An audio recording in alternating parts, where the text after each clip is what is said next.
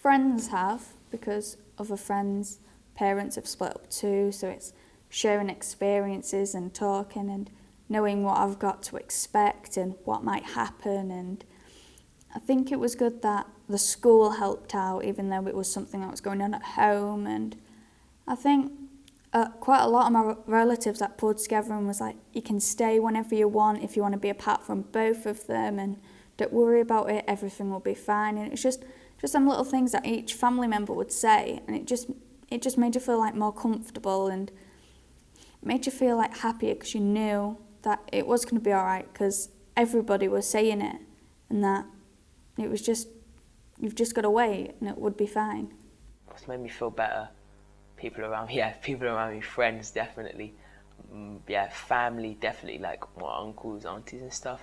Just being close with family and having good relationships with people really does pay off, and it really does help you, like, emotionally.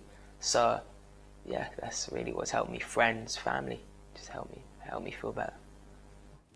One aunties that stayed sort of mutual on the whole side and just sort of let me talk to her about it. And she didn't really take my mum or my dad's side. She just listened, which was helpful.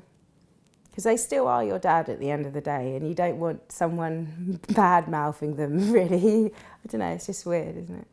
My grandma used to talk to us, you know. She used to tell us, you know, it'll be all right. Your dad's just getting stuff together. Your mum's doing really well by herself. I think without my grandparents it would have been very, very difficult, because we had no one else to talk to, because we couldn't talk to mum about the issues, because obviously it affected her almost more than it affected us. We couldn't talk to dad because he was gone, so we had to go to either of our grandparents, where we could share things and tell each other stuff in confidence that we knew wouldn't get back to mum and upset her. So it was those two things, really. Just have my closest friends around me, because they're the ones I tell everything to. And they're the ones I feel I can talk to about all my problems. They're not like them friends where they're like, yeah, well, I don't want to know about your depressing stories because I'm happy, I don't want to be on a downer. They just sit there and listen, so. Both of my grandparents would just listen, which sometimes is that you need, and that would actually solve the problem itself, because you, as someone else is listening and you're processing things, you actually start to come up with an answer yourself. So I often found that was the case, that when I was asking them questions and talking to them about certain things, as we were discussing it and sort of unravelling the issues, then I knew what to do at the end of it, which, you know, was superb. I got in touch with my dad's side of the family, and it was really nice, because for the first couple of years we were completely cut off from them. And it was nice to be able to see them again, and it was great to have my nana to be able to help me. I went to my granddad, and then I went to my guidance counsellor and my best friend. But at first I had no one, because I didn't think anyone understood what I was going through, but they did.